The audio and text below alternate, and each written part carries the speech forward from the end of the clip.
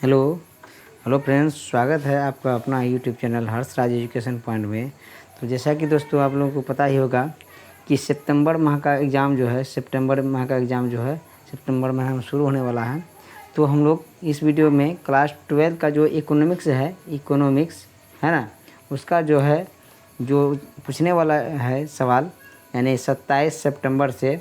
तो उसके लिए जो हम लोग ओरिजिनल क्वेश्चन पेपर को देखेंगे। ये पेपर से 100% पूछने की संभावना है। तो वीडियो को लास्ट तक देखिएगा। इसमें जो हम लोग ऑब्जेक्टिव और सब्जेक्टिव दोनों ही वीडियो यानी कि क्वेश्चन को कवर किए हैं। ठीक है, चलिए शुरू करते हैं आज के वीडियो को। तो पहला सवाल कहता है, उत्पादन निम्न में से कौन से साधन है। कहता है उत्पादन के निम्न में से कौन साधन है। तो इसका सही जवाब हो जाएगा ऑप्शन नंबर डी, इनमें से सभी हो जाएगा। ऑप्शन नंबर डी इसका सही जवाब हो जाएगा। ठीक है, अगला सवाल देखते हैं। अगला सवाल है कि व्यष्टि अर्थशास्त्र के अंतर्गत निम्न में से किसका अध्ययन किया जाता है। कहता है व्यष्टि अर्थशास्त्र के अंतर्गत निम्नलिखित में से किसका अध्ययन किया जाता है। तो इसका सही जवाब हो जाएगा ऑप्शन नंबर डी, इनमें से सभी का। कौन कौन? व्यक्तिगत परिवार का, व्यक्तिगत फर्म का और व्यक्तिगत उद्योग का। तो ऑप्शन नंबर डी इसका सही जवाब हो जाएगा। तो दोस्तों अर्थशास्त्र यानी इकोनॉमिक्स है, ठीक है, इसका विषय कोड रहने वाला है 326। ठीक है, इसमें पूर्णांक इसका 50 रहने वाला है, जिसमें से 30 ऑब्जेक्टिव पूछा जाएगा। 30 में से मात्र 25 ऑब्जेक्टिव प्रश्नों का उत्तर देना है। ठीक है, तो हम लोग टोटल 30 ऑब्जेक्टिव प्रश्नों को देखेंगे। तो वीडियो में लास्ट तक बने रहिएगा। अगला सवाल देखते हैं। मैक्रोज जिसका अर्थ होता है विशाल, निम्न में से कौन सा शब्द है। कहता है मैक्रोज जिसका अर्थ क्या होता है, विशाल होता है, निम्न में से कौन सा शब्द है। तो मैक्रो शब्द कौन सा शब्द है। तो सही जवाब हो जाएगा इसका ऑप्शन नंबर बी, ये ग्रीक शब्द है। ऑप्शन नंबर बी इसका सही जवाब हो जाएगा। अगला सवाल है, आर्थिक समस्या मूलतः किस तथ्य की समस्या। कहता है आर्थिक समस्या मूलतः किस तथ्य की समस्या है। तो इसका सही जवाब हो जाएगा ऑप्शन नंबर ए, ये चुनाव की समस्या। ऑप्शन नंबर ए इसका सही जवाब हो जाएगा। अगला सवाल देखते हैं। आर्थिक प्रणालियों में निम्न में से कौन से रूप है। कहता है आर्थिक प्रणालियों के निम्न में से कौन रूप है। तो इसका सही जवाब हो जाएगा ऑप्शन नंबर डी, इनमें से सभी। आर्थिक व्यवस्था 3 प्रकार के होते हैं। कौन कौन? पूंजीवादी होते हैं, समाजवादी होते हैं और मिश्रित होते हैं। तो इसका सही जवाब हो जाएगा ऑप्शन नंबर डी, इनमें से सभी। ठीक है दोस्तों, यदि वीडियो अच्छा लगे तो एक लाइक जरूर कीजिएगा, और चैनल पर नए हैं तो कृपया चैनल को सब्सक्राइब जरूर कीजिएगा, ताकि आने वाला हर वीडियो क्लास 10 और 12 का अपडेट आप तक सबसे पहले पहुँचे। अगला सवाल देखते हैं। अगला सवाल है, उपभोक्ता व्यवहार का अध्ययन किया जाता है। कहता है उपभोक्ता व्यवहार का अध्ययन किसमें किया जाता है। तो इसका सही जवाब हो जाएगा ऑप्शन नंबर ए, सूक्ष्म अर्थव्यवस्था में। ऑप्शन नंबर ए इसका सही जवाब हो जाएगा। अगला सवाल देखते हैं। जब कुल उपयोगिता अधिकतम होती है तब सीमांत उपयोगिता क्या होती है। कहता है जब कुल उपयोगिता अधिकतम होती है तब सीमांत उपयोगिता क्या हो जाती है। तो इसका सही जवाब हो जाएगा ऑप्शन नंबर सी, ये शून्य हो जाती है। ऑप्शन नंबर सी इसका सही जवाब हो जाएगा। अगला सवाल है, अर्थशास्त्र का अध्ययन व्यष्टि अर्थशास्त्र एवं समष्टि अर्थशास्त्र में किस वर्ष विभाजित हुआ था। कहता है अर्थशास्त्र का अध्ययन व्यष्टि अर्थशास्त्र और समष्टि अर्थशास्त्र में किस वर्ष विभाजन हुआ था। तो इसका सही जवाब हो जाएगा ऑप्शन नंबर बी, ये 1933 ईस्वी। ऑप्शन नंबर बी इसका सही जवाब हो जाएगा। अगला सवाल देख लेते हैं। अगला सवाल है, सीमांत उपभोक्ता प्रवृत्ति निम्न में से कौन है। कहता है सीमांत उपभोक्ता प्रवृत्ति निम्न में से कौन है। तो सही जवाब हो जाएगा इसका ऑप्शन नंबर डी, ये MPC। ऑप्शन नंबर डी इसका सही जवाब हो जाएगा। अगला सवाल है, वस्तु की कीमत तथा पूर्ति की मात्रा में धनात्मक संबंध होता है, यह है। कहता है वस्तु की कीमत तथा पूर्ति मात्रा में धनात्मक संबंध होता है, यह क्या है। तो इसका सही जवाब हो जाएगा ऑप्शन नंबर बी, ये पूर्ति का नियम है। ऑप्शन नंबर बी इसका सही जवाब हो जाएगा। अगला सवाल है, सीमाना उपभोक्ता नियम के मूल प्रतिपादक कौन थे। कहता है समसीमाना उपभोक्ता नियम के मूल प्रतिपादक कौन थे। तो सही जवाब हो जाएगा ऑप्शन नंबर बी, ये थे गोसेन थे। ऑप्शन नंबर बी इसका सही जवाब हो जाएगा। अगला सवाल है, सट्टा के उद्देश्य से मुद्रा की मांग किस पर निर्भर करती है। कहता है सट्टा के उद्देश्य से मुद्रा की मांग किस पर निर्भर करती है। तो सही जवाब हो जाएगा ऑप्शन नंबर सी, ये बाजार ब्याज दर पर। किस पे? बाजार ब्याज दर में, यानी मार्केट इंटरेस्ट रेट पर। ऑप्शन नंबर सी इसका सही जवाब हो जाएगा। अगला सवाल देखते हैं। अगला सवाल है, निम्न में से कौन सा मुद्रा का कार्य नहीं है। कहता है निम्न में से कौन मुद्रा का कार्य नहीं है। तो इसका सही जवाब हो जाएगा ऑप्शन नंबर बी, ये कीमत स्थिरता, ये कीमत स्थिरता जो है मुद्रा का कार्य नहीं है। ऑप्शन नंबर 20 का सही जवाब हो जाएगा। अगला सवाल देखते हैं, मुद्रा की पूर्ति का नियमन कौन करता है? कहता है मुद्रा की पूर्ति का नियमन जो है कौन करता है?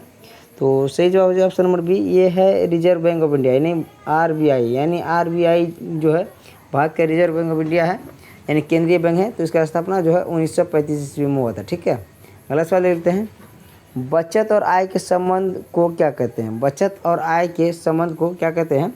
तो सही जवाब हो जाएगा ऑप्शन नंबर डी, इनमें से सभी कहते हैं। ऑप्शन नंबर डी इसका सही जवाब है, यानी उपभोग फलन भी कहते हैं, निवेश फलन भी कहते हैं और बचत फलन भी कहते हैं। ऑप्शन नंबर डी इसका सही जवाब हो जाएगा। अगला सवाल है, कॉफ़ी के मूल्य में वृद्धि होने से चाय की मांग क्या हो जाएगा? ठीक है, कॉफ़ी के मूल्य में वृद्धि होने से चाय की मांग क्या हो जाएगा? तो सही जवाब ऑप्शन नंबर ए, बढ़ती है। यानी कॉफ़ी के मूल्य में यदि वृद्धि होता है तो चाय की मांग जो है क्या होता है? बढ़ जाती है। ऑप्शन नंबर ए इसका सही जवाब हो जाएगा। अगला सवाल है, तरलता पसंदगी में ब्याज दर का क्या महत्व है रहता है? कहता है तरलता पसंदगी में ब्याज दर का क्या महत्व रहता है? तो इसका सही जवाब हो जाएगा ऑप्शन नंबर बी, ये न्यूनतम रहता है। ऑप्शन नंबर बी इसका सही जवाब हो जाएगा। अगला सवाल देखते हैं, अगला सवाल है, किस बाजार में फर्म का मांग वक्र पूर्ण लोचदार होता है? कहता है किस बाजार में फर्म का मांग जो है वक्र पूर्ण लोचदार होता है? तो सही जवाब हो जाएगा ऑप्शन नंबर डी, ये हो जाएगा अल्पाधिकार। ऑप्शन नंबर डी इसका सही जवाब हो जाएगा। अगला सवाल देख लेते हैं, अगला सवाल है, पूर्ण उपयोगिता में किसी वस्तु का मूल्य निर्धारित होता है? कहता है पूर्ण प्रतियोगिता में जो है किसी वस्तु का मूल्य किसके द्वारा निर्धारित होता है? तो सही जवाब हो जाएगा इसका ऑप्शन नंबर डी, ये मांग और पूर्ति के द्वारा। ऑप्शन नंबर डी इसका सही जवाब हो जाएगा। अगला सवाल है, भारत में 1 रुपया का नोट कौन जारी करता है? भारत में जो है 1 रुपया का नोट कौन जारी करता है? तो सही जवाब हो जाएगा ऑप्शन नंबर सी, भारत का वित्त मंत्रालय के द्वारा जो है भारत में 1 रुपया का नोट जारी किया जाता है। ऑप्शन नंबर सी इसका सही जवाब हो जाएगा। अगला सवाल है, कीमत सिद्धांत का अध्ययन किया जाता है? तो कीमत सिद्धांत का अध्ययन जो है किसमें किया जाता है? तो सही जवाब हो जाएगा इसका ऑप्शन नंबर डी, व्यष्टि अर्थशास्त्र में। ऑप्शन नंबर डी इसका सही जवाब हो जाएगा। अगला सवाल है, निम्नलिखित में से कौन सा राष्ट्रीय आय में शामिल नहीं है? कहता है निम्नलिखित में से जो क्या राष्ट्रीय आय में शामिल नहीं किया गया? तो सही जवाब हो जाएगा इसका ऑप्शन नंबर डी, विदेश से उपहार जो ये राष्ट्रीय आय में शामिल नहीं किया गया। ऑप्शन नंबर डी इसका सही जवाब हो जाएगा। अगला सवाल देख लेते हैं, अगला सवाल है, वाणिज्यिक बैंक द्वारा ऋण सृजन को कौन निर्धारित करता है? कहता है वाणिज्यिक बैंक द्वारा जो है ऋण सृजन को कौन निर्धारित करता है? तो सही जवाब हो जाएगा इसका ऑप्शन नंबर सी, यानी कानूनी आरक्षित अनुपात और प्रारंभिक जमा, ये दोनों करता है। तो इसका सही जवाब हो जाएगा ऑप्शन नंबर बी, ए और बी दोनों। ऑप्शन नंबर सी इसका सही जवाब हो जाएगा। अगला सवाल है, निम्नलिखित में से किसका संबंध बैंकिंग संगठन से नहीं है? कहता है निम्नलिखित में से जो है किसका संबंध जो है बैंकिंग संगठन से नहीं है? तो सही जवाब हो जाएगा इसका ऑप्शन नंबर बी, राजकीय कोष घाटा का जो संबंध बैंकिंग संगठन से नहीं है। ऑप्शन नंबर बी इसका सही जवाब हो जाएगा। अगला सवाल है, सम सीमांत उपयोगिता नियम को कहा जाता है? कहता है सम सीमांत उपयोगिता नियम को क्या कहा जाता है? तो सही जवाब हो जाएगा इसका ऑप्शन नंबर सी, यानी प्रतिस्थापन का नियम। ऑप्शन नंबर सी इसका सही जवाब हो जाएगा। अगला सवाल है, उपभोक्ता का संतुलन उस बिंदु पर होता है जब क्या होता है? तो सही जवाब हो जाएगा ऑप्शन नंबर डी, बी हो जाएगा, सीमांत उपयोगिता जो है मूल्य से छोटा होता है। ऑप्शन नंबर डी, बी इसका सही जवाब हो जाएगा। तो दोस्तों हम लोगों ने टोटल 30 ऑब्जेक्टिव प्रश्नों को देखे हैं। तो 30 में से केवल आपको जो 25 ऑब्जेक्टिव ही बनाना है। ठीक है, तो आगे हम लोग सब्जेक्टिव प्रश्नों को भी देख लेते हैं।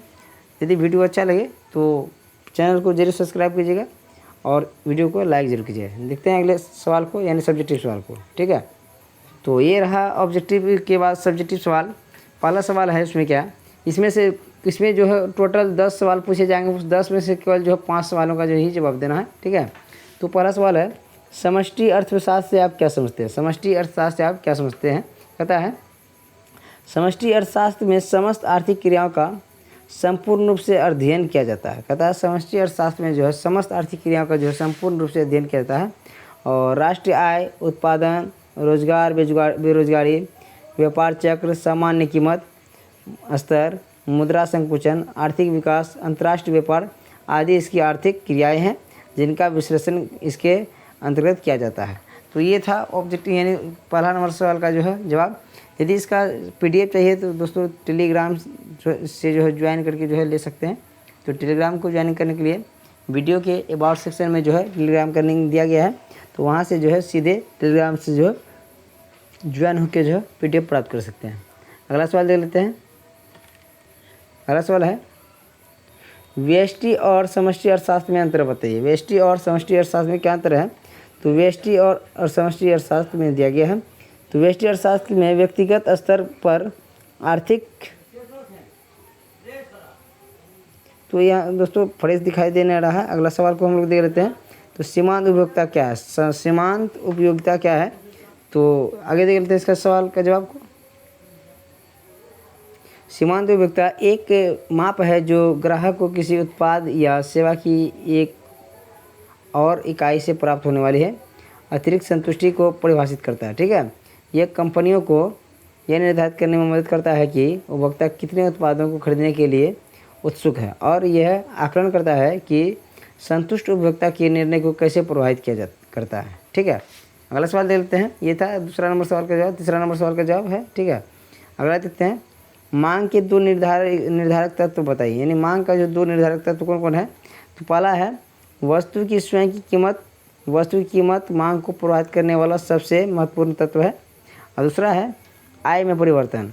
तो उपभोक्ता की आय भी मांग को प्रभावित करती है। ठीक है, उपभोक्ता का आय भी जो है मांग को प्रभावित करती है। तो जिस उपभोक्ता की आय जितना रहेगा तो उसका जो है मांग भी जो है उतना ही रहेगा। अगला सवाल देखते हैं। मांग के नियम से क्या अभिप्राय है? तो मांग के नियम के अनुसार वस्तु की कीमत एवं इसकी मांगी गई मात्रा के बीच विपरीत संबंध होता है। अर्थात वस्तु की कीमत में वृद्धि होने पर उसकी मांग घट जाती है। यानी यदि वस्तु की कीमत में वृद्धि होती है तो उसका मांग क्या होता है? घट जाता है। तथा वस्तु की कीमत में कमी होने पर उसकी मांग बढ़ जाता है। यदि वस्तु की कीमत में वृद्धि होती है तो उस वस्तु का मांग बढ़ जाता है। वस्तु की कीमत में वृद्धि होने पर मांग में कमी होने की एवं वस्तु की कीमत में कमी होने पर मांग में वृद्धि होने की प्रवृत्ति को अर्थशास्त्र में मांग के नियम से जाना जाता है। यानी तो वस्तु की कीमत में वृद्धि और वस्तु की कीमत में कमी जो है होता है उसके मांग में वृद्धि होने की प्रवृत्ति को जो अर्थशास्त्र में जो क्या कहता है? मांग का नियम के नाम से जाना जाता है। तो मांग के नियम के प्रतिपादन का श्रेय प्रोफेसर मार्शल को जाता है। यानी मांग का नियम जो किसने दिया था? प्रोफेसर मार्शल ने दिया था। अगला सवाल देखते हैं दीर्घोत्तरीय सवाल। दीर्घोत्तरीय सवाल में देखते हैं क्या है कि इसमें केवल 11 से 15 तक जो दीर्घोत्तरीय है कि नहीं 3 का जो उत्तर देना होता है। ठीक है, तो हम लोग 12 नंबर का सवाल देखते हैं। अर्थव्यवस्था क्या है? अर्थव्यवस्था के विभिन्न क्षेत्रों की व्याख्या करें। तो अर्थव्यवस्था किसको बोलते हैं? अर्थव्यवस्था उत्पादन, वितरण एवं खपत की एक सामाजिक व्यवस्था है। ठीक है, अर्थव्यवस्था क्या है? उत्पादन, वितरण, खपत की एक सामाजिक व्यवस्था है। अर्थव्यवस्था के 5 क्षेत्र इस प्रकार हैं। अर्थव्यवस्था के कितने क्षेत्र होते हैं? 5। पहला है प्राथमिक क्षेत्र। प्राथमिक क्षेत्र पूरी तरह से कृषि गतिविधियों से प्रकृति और पर्यावरण पर निर्भर है। यानी कृषि क्षेत्र को ही हम लोग क्या बोलते हैं? प्राथमिक क्षेत्र कहते हैं। ठीक है, इसका अर्थ है ग्रह पृथ्वी के संसाधन जैसे पेड़ पौधे, पानी, खनिज, भूमि आदि का उपयोग करना। ठीक है, ये कृषि के अंतर्गत आता है। अगला सवाल आगे देखते हैं। अगला इसका आगे द्वितीयक क्षेत्र किसको कहता है? द्वितीयक क्षेत्र। ठीक है, द्वितीयक क्षेत्र किसको कहा जाता है? तो देख लेते हैं। तो द्वितीयक क्षेत्र का कार्य प्राथमिक क्षेत्र से प्राप्त उत्पादों में मूल्य जोड़ना है। अभी कच्चे माल के में जो है बहुमूल्य प्रयास जोड़ते हैं और उन्हें मूल्यवान उत्पादनों में बदलते हैं। यानी इसमें जो इसको द्वितीयक क्षेत्र को हम लोग जो क्या बोलते हैं? औद्योगिक क्षेत्र के भी नाम से जानते हैं। ठीक है, जिसमें जो विनिर्माण उद्योग आता है। ठीक है, विनिर्माण की प्रक्रिया जो है द्वितीयक क्षेत्र के अंतर्गत आता है। एक है तृतीयक क्षेत्र। तीसरा क्षेत्र जो तृतीयक क्षेत्र है उसमें उत्पादन के साथ साथ दूर संचार, सार्वजनिक, स्वास्थ्य, वित्तीय और रियल एस्टेट गतिविधियों जैसी विनिमय प्रक्रिया भी शामिल है। ठीक है, यानी तृतीयक क्षेत्र को जो हम लोग क्या बोलते हैं? सेवा क्षेत्र के नाम से भी जाने जाते हैं। ठीक है, एक होता है चतुर्थक क्षेत्र। चतुर्थक क्षेत्र का दूसरा नाम है ज्ञान का क्षेत्र, जो एक अन्य प्रकार के वर्गीकरण पर केंद्रित करता है। चतुर्थक क्षेत्र में सॉफ्टवेयर और IT क्षेत्र का विकास, शिक्षण, अनुसंधान और प्रौद्योगिकी का विकास शामिल किया गया है। ठीक है, ये सारी क्रिया को जो है किसमें शामिल किया गया है? चतुर्थक क्षेत्र में। ठीक है, अगला सवाल क्विंटरी सेक्टर। क्विंटरी सेक्टर में जो है विधायिका में लिए गए निर्णय, इसमें निर्णय लेने वाले निकाय भी शामिल है जो शिक्षा प्रणाली, तकनीकी विकास, उद्योग और वाणिज्यिक क्षेत्र के संबंध में निर्णय लेते हैं। ये है क्विंटरी सेक्टर का जो परिभाषा। अगला सवाल देख लेते हैं हम लोग। अगला सवाल है, मांग की लोच से आप क्या समझते हैं, इसे कैसे मापा जाता है। तो मांग, वस्तु की मांग में प्रतिशत परिवर्तन तथा वस्तु की कीमत में प्रतिशत परिवर्तन का अनुपात ही मांग की लोच कहलाता है। क्या कहलाता है, वस्तु के मांग में प्रतिशत परिवर्तन और वस्तु की कीमत में प्रतिशत परिवर्तन के अनुपात को ही क्या कहते हैं, मांग की लोच कहा जाता है। तो वस्तु पर किया गया व्यय वस्तु की क्रय की गई मात्रा तथा प्रति इकाई कीमत की गुणनफल के बराबर होती है। ठीक है, वस्तु की मांग व कीमत में विपरीत संबंध होता है। वस्तु की मांग और कीमत में जो है विपरीत संबंध होता है। वस्तु की कीमत में परिवर्तन से वस्तु पर होने वाला व्यय बढ़ेगा या घटेगा, यह इस बात पर निर्भर करता है कि कीमत परिवर्तन की वस्तु की मांग पर प्रतिक्रिया कितनी है ना। ये इसका सवाल का जवाब हो जाएगा। अगला सवाल देख लेते हैं हम लोग। अगला सवाल है कि सरकार द्वारा भारत में निर्धनता की समस्या के उन्मूलन के लिए उठाए गए विभिन्न उपायों का वर्णन कीजिए। यानी सरकार के द्वारा जो है भारत में निर्धनता की समस्या के उन्मूलन के लिए जो है कौन कौन से कदम उठाए गए हैं, तो उसके जो है उपाय का वर्णन करने पड़ता है। ठीक है, तो गरीबी उन्मूलन की दिशा में सरकारों द्वारा किए गए प्रयास, आर्थिक वृद्धि को ध्यान में रखकर सरकार द्वारा अनेक योजनाओं एवं कार्यक्रम की शुरुआत की गई है। ठीक है, और जैसे रोजगार सृजन कार्यक्रम, आय समर्थन कार्यक्रम, रोजगार गारंटी तथा आवास योजना आदि जो है प्रधानमंत्री जनधन योजना ऐसा ही एक कार्यक्रम है जो सरकार द्वारा निर्धनता की समस्या को दूर करने के लिए जो है उठाए गए कदम हैं। तो दोस्तों टोटल हम लोग जो है ऑब्जेक्टिव और सब्जेक्टिव प्रश्न कवर कर लिए। यदि आगे आपको ऐसा ही वीडियो चाहिए तो चैनल को सब्सक्राइब कर ले और अपने दोस्तों के साथ ज़रूर शेयर करें। मिलते हैं अगले वीडियो में, तब तक के लिए धन्यवाद।